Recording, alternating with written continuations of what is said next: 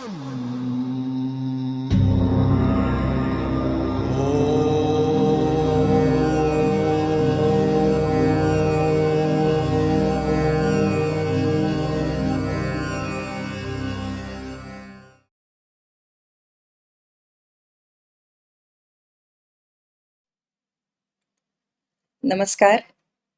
माझं नाव डॉक्टर रमा विजय गोखले आणि माझ्या या संवाद चॅनलमध्ये तुम्हा सर्वांचं मनपूर्वक स्वागत.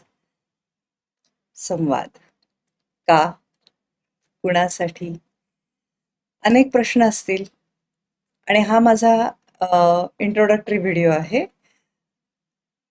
का किंवा कशाला, तर संवादासाठी.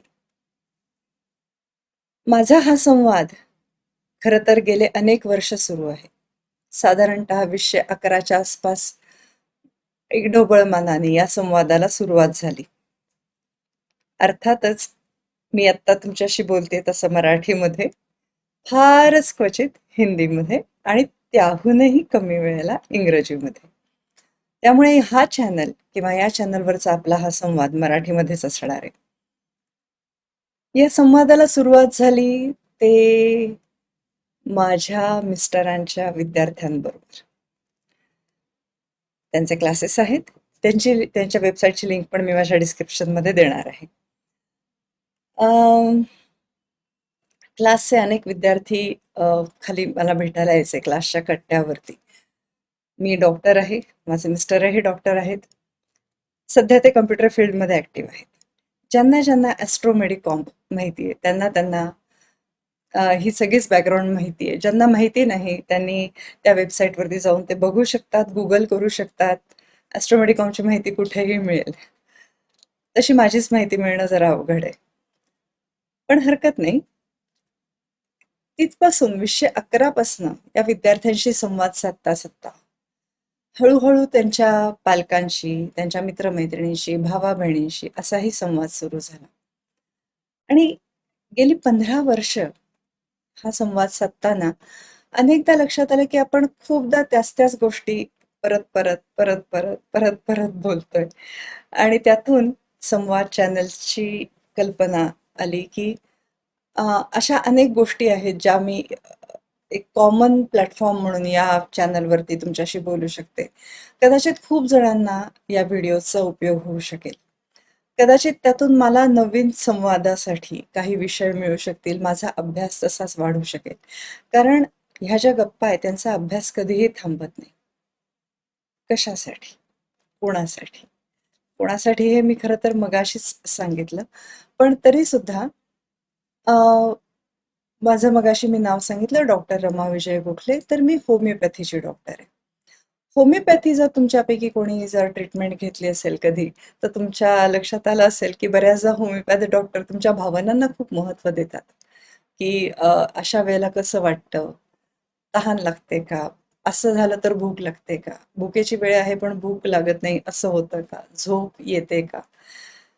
ज्या प्रश्नांना इतर पॅथीच्या डॉक्टर्सकडनं कधीही पेशंटला एंटरटेन केलं जात नाही, त्याच प्रश्नांच्या उत्तरांना होमिओपॅथीच्या ट्रीटमेंटमध्ये खूप महत्त्व असतं. याचं कारण असं आहे की होमिओपॅथीची औषधं ही तुमच्या मनाला हात घालतात आणि मानसिक अवस्थेतून शारीरिक बदल घडवून आणायचा प्रयत्न करतात. ही अत्यंत काय म्हणता येईल, एक उथळ सुपरफिशियल कल्पना तुम्हाला होमिओपॅथी ट्रीटमेंटबद्दल देते. अशासाठी की माझा होमिओपॅथीचा अभ्यास करता करता मानसशास्त्राकडे ओढा वाढला. तशी मी ग्रॅज्युएट झाले 1998 मध्ये आणि 2011 पर्यंतच्या काळामध्ये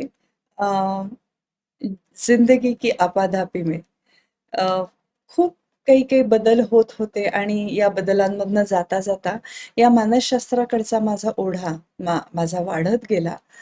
सोशल मीडियाचा प्लॅटफॉर्म जसा वाढत गेला तसा मला या माझ्या आवडीसाठी खूप वेगवेगळे डायस मिळाले, व्यासपीठं मिळाली. ऑनलाईन खूप सपोर्ट मिळाला, खूप छान अभ्यास करता आला. त्यामुळे मी अर्थाअर्थी असा कुठल्या विद्यापीठात जाऊन मानसशास्त्राचा वेगळा अभ्यास केला नाहीये, पण मी अ, त्याची विद्यार्थिनी राहिलेली आहे कायम आणि अजून राहणार आहे, कायम राहणार आहे. आणि हे जे काही माझा संवाद सुरू केला होता, त्याला एक सर्वसामान्य भाषेमध्ये काउन्सेलिंग म्हणतात. मी सल्लागार म्हणून स्वतःला मी म्हणून घेण्यापेक्षा इतर लोकं म्हणायला लागली आणि मग त्यानंतर मी स्वतःला म्हणायला सुरुवात केली. हे करताना विद्यार्थ्यांच्या मानसिक प्रॉब्लेम्सना, त्यांच्या मनोवस्थांना काही उत्तर देण्याचा मी प्रयत्न केला आणि तो बऱ्यापैकी जवळजवळ 70% यशस्वी व्हायला लागला. तसतसं मी अजूनच खोल शिरत गेले या अभ्यासामध्ये.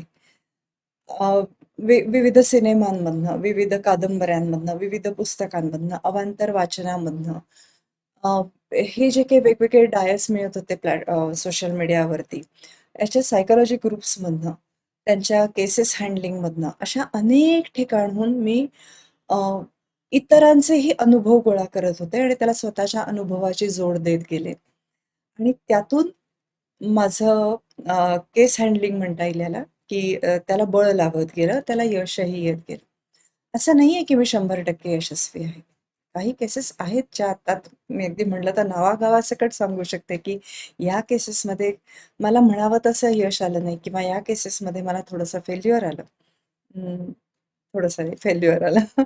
थोडंसं म्हणून मी त्याला अगदी मऊ करण्यात अर्थ नाहीये. फेल्युअर हे फेल्युअर असतं केव्हाही.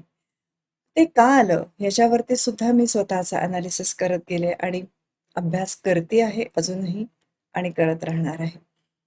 या सगळ्या माझ्या परिवारासाठी हा संवाद मी सुरू केलेला आहे. तुम्हाला वाटलं तर जरूर सहभागी व्हा माझ्या परिवारामध्ये आणि मला तुमचा सपोर्ट तुमच्या कॉमेंट्सद्वारे कळवा. मी कॉमेंट्स नक्कीच उघड्या ठेवणार आहे.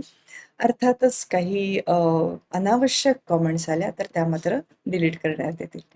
तर इथून हा माझा एपिसोड नंबर 0 असणार आहे. जेव्हा तुम्ही याल संवादमध्ये किंवा तुम्ही कोणाला तरी संवाद रिफर कराल, तेव्हा आवर्जून सांगा, की हा 0th एपिसोड आधी बघा. छोटासाच आहे, पण संवाद का, कोणासाठी याची कल्पना येईल. अ, या आज मी रामनवमीच्या काय म्हणता येईल अतिशय शुभ दिनी हा रेकॉर्ड करतेय.